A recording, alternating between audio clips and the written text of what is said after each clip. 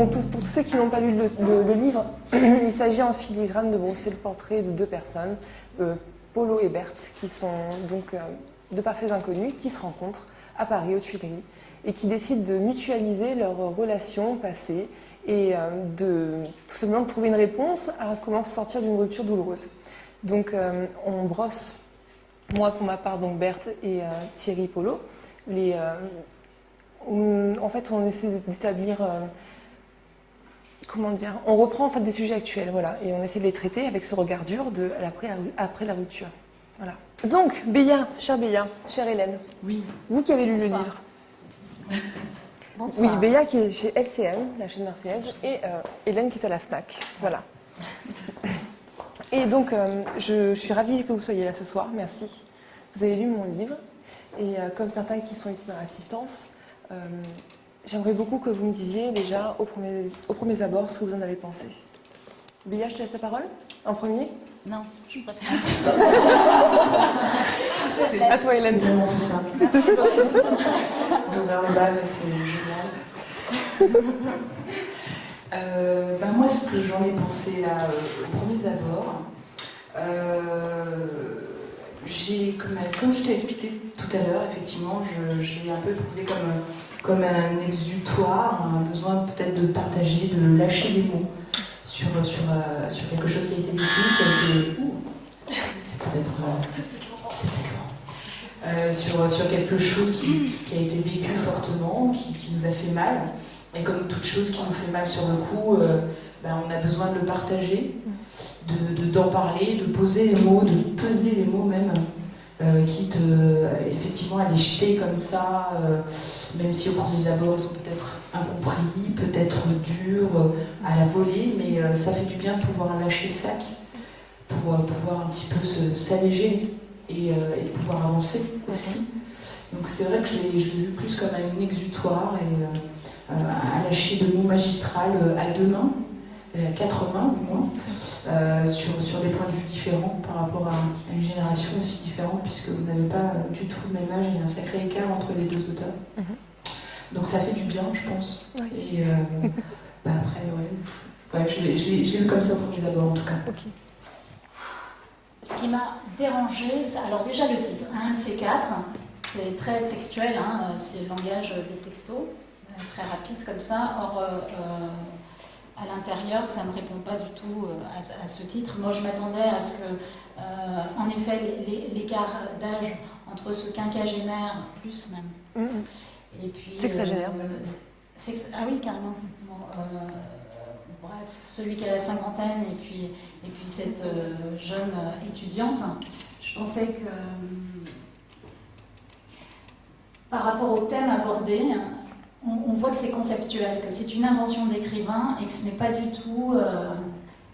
ça perd de la crédibilité parce que ce n'est pas naturel, ce n'est pas oral. On sent bien que les textes ont voyagé et que ce sont des textes juxtaposés et superposés.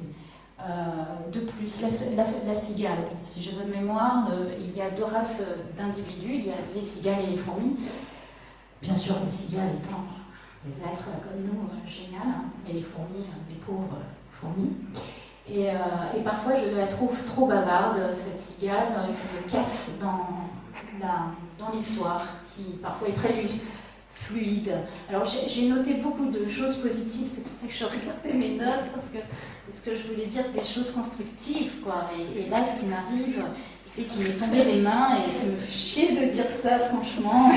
Donc, la rupture, par exemple, j'ai noté très beau texte, évocateur. Il y a vraiment des chapitres, des sous-chapitres de chapitres, parce que ça va par des sujets, comme tu l'as dit, des sujets, il y a des sous-chapitres. Je supporte pas d'être critique, hein. Je trouve ça insupportable d'être critique, parce que c'est tellement difficile de faire que quand quelqu'un qui fait rien et qui est critique, je trouve ça insupportable déjà. Bon, bref, je ne vais pas me critiquer. Donc, alors, qu'est-ce que j'avais mis cette semaine, merde. Sur l'actu politique, par exemple, je trouve qu'en effet, le regard est lucide sur la France d'aujourd'hui. Et puis, surtout l'amour. Voilà, c'est ça qui m'a intéressée, parce que, revenons au thème, enfin au sujet, hein, il est bien question d'amour dans ce texte. Or, c'est très dur. Puis d'ailleurs, parfois, on se demande à quoi ça sert de dire tout ça. Il y a aussi des lieux communs, enfin, on ne sait pas où... Enfin, ouais. Par rapport à l'amour, c'est vachement sympa, en fait, l'amour. Parce que là, on a envie de savoir, on a envie de connaître, c'est super beau, puis on se rend compte qu'en effet, on n'arrête pas, on est dans un monde où on cumule les amours un peu banals, comme ça, et répétitifs, désabusés, dénués de sens parfois et d'authenticité, et plus personne n'a le courage de se jeter à corps perdu dans une relation, je trouve ça bien dommage. Et ça, c'est bien dépeint, et voilà, ça, j'ai trouvé ça bien. Il y avait un autre passage sur l'influence des médias a tendance à confondre les masses dans une totale subjectivité, pourvu qu'elle débouche sur la pensée unique. Voilà, j'avais retenu ça. Bélia, vas-y. Je me sens un tantinet visée. Bon, il y a 3 types de médias, je ne vous apprends rien. Il y a la presse écrite, la radio et puis évidemment la télé. Donc la télé, c'est un peu télégraphique. On peut passer tout ce qu'on veut par l'image. On peut faire dire ce qu'on veut. C'est-à-dire qu'un reportage, on peut le manier d'une manière... on peut manipuler en effet l'opinion publique facilement, quoi. Par les 3 types d'écriture journalistique, mais je pense que la meilleure étant celle que l'on ne fait plus, prend plus de temps à le faire, c'est quand même la presse écrite. Je reprends ta question qui était en fait, la télévision. Oui, la télévision est-elle un vecteur de masse et donc d'opinion dirigée vers la masse certainement, hein, je pense que... Dans la réalité, mais apparemment ce qui est dit dans le texte, c'est que justement, voilà, il y a la télévision qui est quand même comment dire, un individu supplémentaire dans la pièce qui, comment dire, qui dicte un petit peu la loi dans la famille. Non, mais qui dicte la loi dans la famille. C'est abrutissant, on peut le Qui dire. abrutit, je reprends juste les mots du texte qui disent que le mari engueule la femme et les gosses, les envoie se coucher. C'est cliché, c'est cliché. Non, mais il existe, mais il existe, hein. Mais il existe ce cliché quand même. Mais bien sûr qu'il existe. Il est très répandu. Mais sinon, tu prends ta télécommande, enfin c'est un problème d'éducation, il me semble. Tu prends ta télécommande, tu choisis tes programmes, et puis sinon, bah, tu fais stop it, quoi. Non, parce que moi, ce que je veux dire, quand j'ai écrit ça, ce que je disais, c'est que les masses sont représentatives de ce cliché, ou du moins ce cliché est représentatif des masses plutôt. Et quand on fabrique ces programmes télé, quand on passe info, c'est majoritairement pour ces gens-là qui sont facilement manipulables, qui ne réfléchissent pas. Et oui, ils existent. Ah, mais et donc ils sont très nombreux. Mais voilà. Donc c'est ce que j'essaie de dire. Il a dit le lait, quoi. Il a dit c'est de la disponibilité de cerveau pour Coca-Cola. Voilà, il a tout dit et il a été franc. Voilà. Tout est dit. Donc moi je ne sais pas ce que vous en pensez, vous, par exemple, sur ce sujet-là. On peut en débattre, ça c'est clair, parce que vous êtes tous des téléspectateurs. Et que, voilà, bon, je ne sais pas, par exemple, est-ce qu'il y a quelqu'un qui aimerait intervenir à ce propos-là? Je ne sais pas, vous avez tous votre idée? Non, justement, tout le monde n'est pas forcément spectateur. Par exemple, je n'ai pas la télé, je me suis sur la télé parce que justement, je pense que quelque part, c'est abrutissant, c'est trop facile de tomber dans une notion d'information de masse. Et finalement, on ne réfléchit plus, on nous donne l'information plus imagée, donc là, top, on avale, on ingurgite et on ne pense plus. Je pense qu'il vaut mieux se donner le mal de rechercher l'information par soi-même là où on a envie, d'où la notion des 3 médias qui sont super importants, effectivement, plus Internet.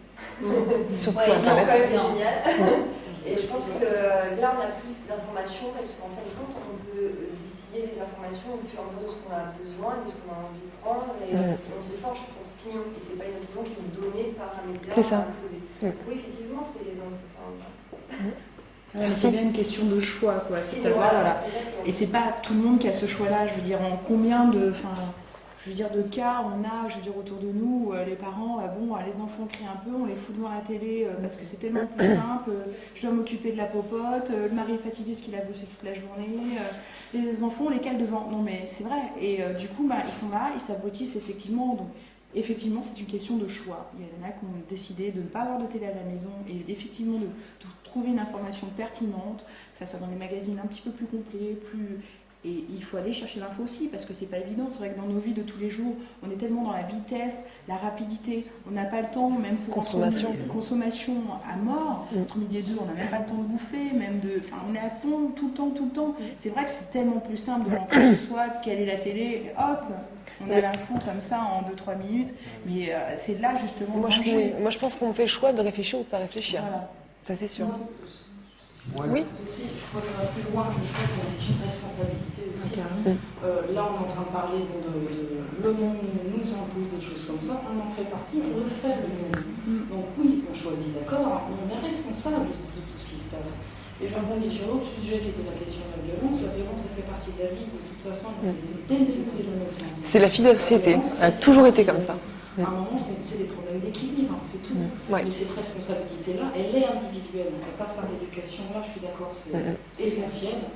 Mais à chacun, n'importe quel moment de notre vie, on peut faire ce choix-là, pour prendre cette responsabilité-là, dire oui, ça existe. Maintenant, ça en fait pas. Ça fait partie de ma vie, ça fait partie du monde, je l'accepte, mais j'essaie de balancer avec d'autres choses. On ne peut pas éliminer ces grands mensonges. Il a fait un beau passage aussi sur il a quitté, c'était sur les religions, il a quitté, il a quitté. Parce qu'on impose la religion assez tôt, assez jeune, à un moment il a dit, ça je n'en veux plus. Et je quitte ce grand mensonge-là pour un autre mensonge. Celui du monde. On le sait, on est complètement dans des mensonges. Maintenant, à nous de trouver nos vérités, d'essayer de les partager, mais ça ne va pas se faire comme ça. Là où moi ça me titille, c'est qu'à un moment, les critiques, c'est toujours bon les critiques, mais agissons simplement à notre niveau, à une toute petite échelle, individuellement, agissons et prenons nos responsabilités. Oui, en fait, excuse-moi, je c'est ça, moi à la télé, je fais un petit peu de choses, mais le peu que je fais, c'est pour changer tout ce que je fais. Justement, le bouquin, quand je l'ai écrit, c'est vrai qu'on m'a dit, je l'ai entendu, que c'était un bouquin qui balançait beaucoup, qui était subversif. La réponse que je peux apporter à ça, c'est qu'il n'est pas fait pour brosser dans le sens du poil et que justement, si on va jusque-là apprendre les gens à rebrousse-poil, c'est pour qu'ils puissent, à la limite, ça puisse les déstabiliser un minimum, pour qu'ils se remettent un minimum en question et se dire, finalement, ça c'est le pire, mais alors il y a du mieux et où il est ce mieux. Voilà. Donc c'est vrai que ce choix, il s'impose et on n'est pas obligé de toujours aller dans le même sens que tous les autres. On n'est pas obligé d'être resté un gars. Ah mais c'est vrai, ce que je fais là, quand j'écris ça, c'est fait exprès, c'est de la provocation. Donc est-ce qu'on réagit à la provocation ? Je pense que oui, parce que Bélia l'a fait tout à l'heure. Là, tu le fais aussi d'une certaine manière, et puis de tout ce que j'ai entendu aussi avant, voilà. Donc c'est bien, ça permet justement d'avoir un contre-coup. C'est tout à fait cherché.